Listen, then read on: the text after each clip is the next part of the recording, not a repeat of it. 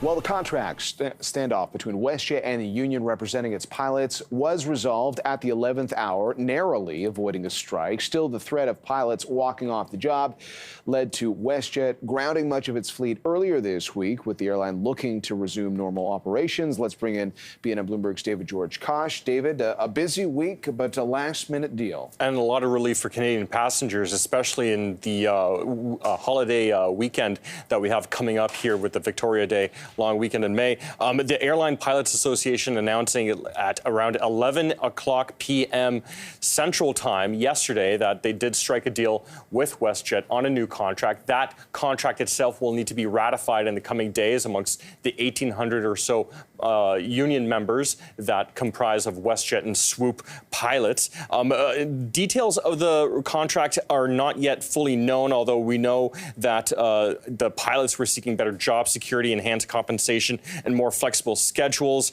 This comes as Canadian pilots earn less than half of what their American counterparts make at roughly $90,000 a year, and that compensation saw actually 30 pilots leave WestJet each month. So those kind of issues may have been addressed, or likely have been addressed, but WestJet is looking to get their operations back to normal as quickly as possible. Of the 540 planned WestJet flights that were scheduled to take place today, but 29%, according to FlightAware, have been grounded. And I've asked FlightAware for more clarification on for the rest of this weekend, whether or not there's any additional cancellations. But it looks like WestJet is looking to put this particular issue in its rearview mirror as it looks to get back to the skies. Okay, David, stay with us because Flair was one of the carriers that added flights to its schedule over the weekend in case we were to see a strike. Stephen Jones is the CEO of Flair. He joins us now from Vancouver to continue the conversation. Stephen, thanks for being with us. And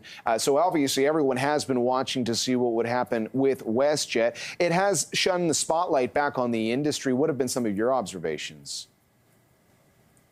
It certainly has, and I'm actually here in Edmonton at our headquarters, calling from here. So, I mean, it's a great relief, I think, to all Canadians who are planning a holiday over this long weekend that the dispute has been resolved, or at least it's going to go to a ratification vote.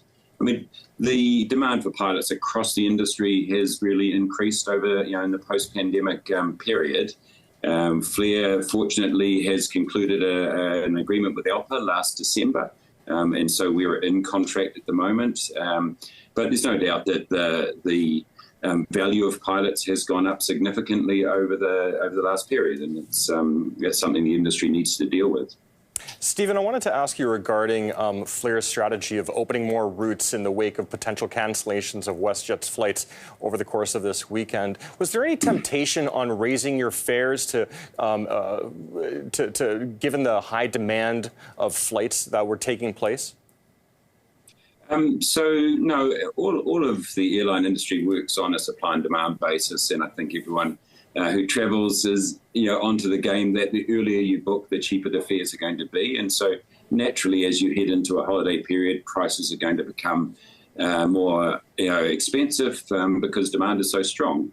The cancellations obviously increases demand, which has an upward pressure on price. But when we put on the extra flights, which we did with the intention of trying to get Canadians where they need to go this weekend, we started our pricing there at $99 a ticket. So we didn't come in and go straight to the top.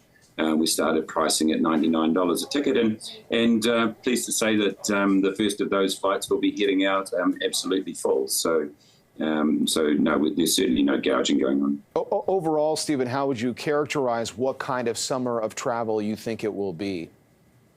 Oh, I think it's going to be huge. We get a good forward view on the industry just through the nature of forward bookings.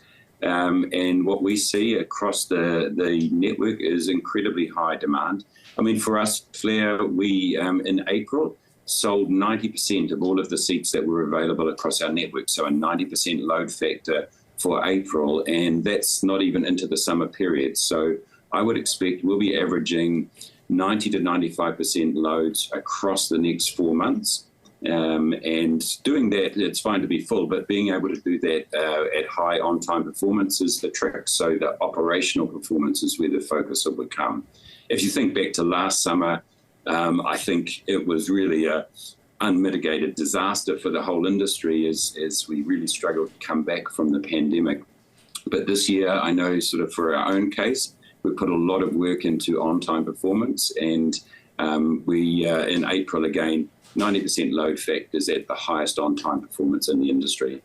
Well, Stephen, with that high passenger load metric, as well as the strong summer demand that you're currently seeing, what is Flair's expansion plans, and how do you expect to compete with other low-cost carriers like Swoop or, say, Canada Jetlines? That's a new upstart here in the market.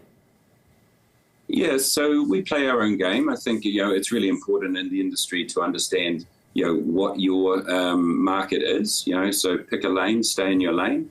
Our lane is low-cost leisure, low-price, price-sensitive leisure carrier. That's who we are, and that's our target market. And so we just play our own game. We keep our costs low, we keep our product simple.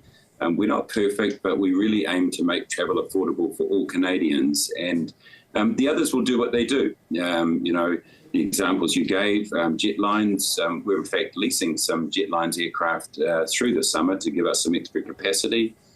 Swoop's part of WestJet, so it'll do what WestJet tells it to do.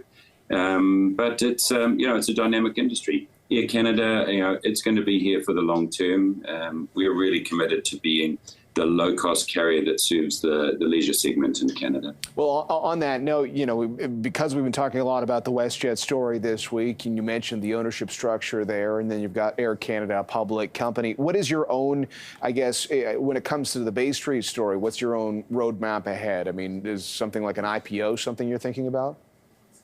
Look, we first need to really get our own business sort of trucking along. The public markets ultimately are a great place for airlines to be. It's a good discipline on the company, the transparency, the access to capital. But we've got a distance to go before we get to that. So right now we're focused on running a good airline, being on time, selling full flights, and making travel affordable to all Canadians. It's a product I think the Canadian market has been starved of for the last 2 decades, probably, as the duopoly has really led to a very high price environment here in Canada.